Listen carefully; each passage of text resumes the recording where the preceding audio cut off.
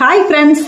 நாம இப்போ இருக்கிற காலகட்டத்தில் மொபைல் ஃபோன் இல்லாமல் இருக்க முடியாதுங்கிறது ஒரு நிதர்சனமான உண்மைங்க.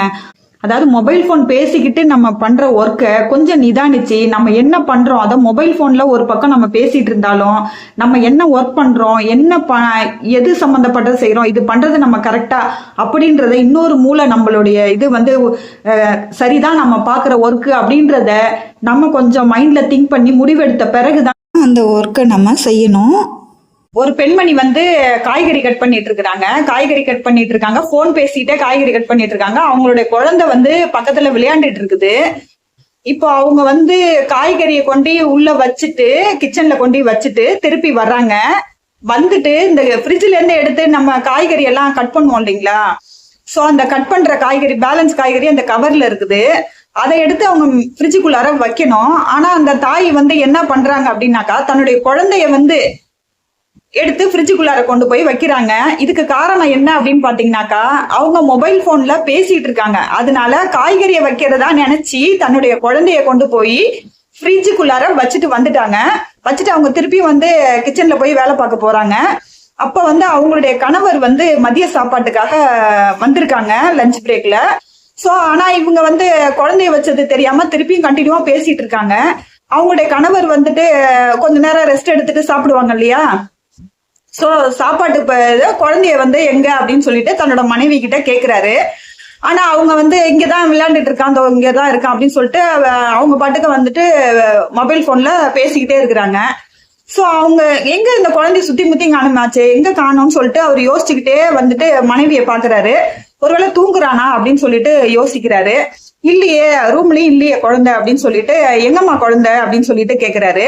ஆனா அவங்க போன்ல உரையாடிக்கிட்டே என்ன பண்றாங்க, இங்கதான் இருக்கான்னு சொல்லிட்டு அவங்களுக்கு அந்த உணர்வே கிடையாது. இன்னொருத்தவங்கள்ட்ட யார்கிட்டயும் பேசிட்டு இருக்கிறாங்க. தன்னுடைய குழந்தையதான் ஃப்ரிட்ஜ்ல வச்சோம் அப்படிங்கிறது தெரியாமலே அவங்க பாட்டுக்கு போன்ல பேசிக்கிட்டே இருக்கிறாங்க. அவங்க கணவர் கொஞ்சம் சீரியஸா உணர்ந்துருக்கிறாரு. உணர்ந்துட்டு எங்க நம்ம குழந்தை காணும் அப்படின்னு சொல்லிட்டு கேக்குறாரு. இங்கதான் சொல்லிட்டு அப்பயும் அந்த பெண்மணி மொபைல் போனை கீழே வச்சுட்டு அந்த குழந்தைய பத்தின ஒரு யோசனைக்கு வராமலே அவ்வளோ இம்பார்ட்டன்ட் கொடுக்குறாங்க அந்த மொபைல் போனுக்கு.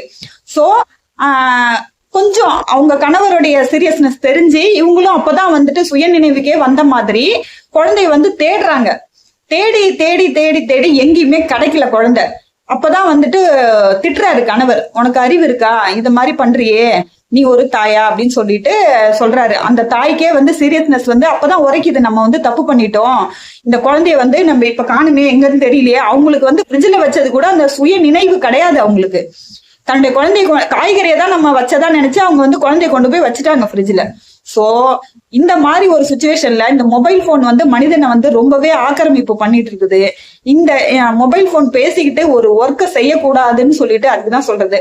மொபைல் போன் பேசினாலும் நம்மளுக்கு நம்ம என்ன செய்யறோம் எது செய்யறோம்னு சொல்லிட்டு கொஞ்சம் மொபைல் போனுக்கு 100% நம்மளுடைய ஃபுல் எஃபர்ட்டை கொடுக்காம நம்ம என்ன செய்யறோன்றத கொஞ்சம் யோசிக்கணுங்க. இந்த பாருங்க, அவரு கொஞ்சம் அண்டர்ஸ்டாண்ட் பண்ணி அந்த குழந்தை அழுகுறது போல இருக்கு ஃப்ரிட்ஜ்ல, அந்த சவுண்ட் அப்சர்வ் பண்றாரு அவங்களுடைய கணவர். அப்சர்வ் பண்ணி அந்த குழந்தைய மீட்டை எடுத்துடுறாங்க. இருந்தாலும் இன்னும் ஒரு 10 நிமிஷமோ இல்ல ஒரு அரை மணி நேரமோ லேட் ஆயிருந்தா அந்த குழந்தையோட கதி என்னன்னு ஒரு நிமிஷம் யோசிச்சு பார்த்தா அந்த தாயால கூட தாங்க முடியாத ஒரு துயரத்துக்கு ஆளாயிருப்பாங்க. சோ நீங்களே யோசிச்சு பாருங்க, இந்த மாதிரியான ஒரு தருணங்கள்ல மொபைல் போன் மனிதனை எந்த அளவுக்கு ஆக்கிரமிப்பு பண்ணி இருக்குன்னு சொல்லிட்டு, ஒரு உயிரை குடிக்கக்கூடிய தன்னுடைய பெற்ற குழந்தையோட உயிரையே தானே பறிக்கக்கூடிய அந்த சூழ்நிலைக்கு ஒரு தாய் ஆளாகக்கூடிய நிலைமைக்கு அந்த மொபைல் போன் மனிதனை ஆக்கிரமிப்பு பண்ணுது. சில பேர் தன்னை அறியாம மிஸ்டேக் பண்றதுக்கான, அதை இப்ப பாத்தீங்களா இந்த வீடியோல, இந்த மாதிரி மிஸ்டேக் பண்றதுக்கான வாய்ப்பு இருக்கு. இந்த மிஸ்டேக்ன்றதை விட இது ஒரு தாயே தன் குழந்தைய கொலை செய்யும் முயற்சி அப்படிங்கிறப்ப இந்த மொபைல் போனை வச்ச பிறகு அந்த தாயோட மனநிலை எப்படி இருக்கும்னு நீங்க கொஞ்சம் யோசிச்சு பாருங்க. அப்ப தான் செய்த தவறை உணர்ந்து அவங்க கத்துனாலும் கதறினாலும் அந்த ஒரு உயிரை நம்ம திருப்பி கொண்டுட்டு வர முடியாத ஒரு விஷயம்.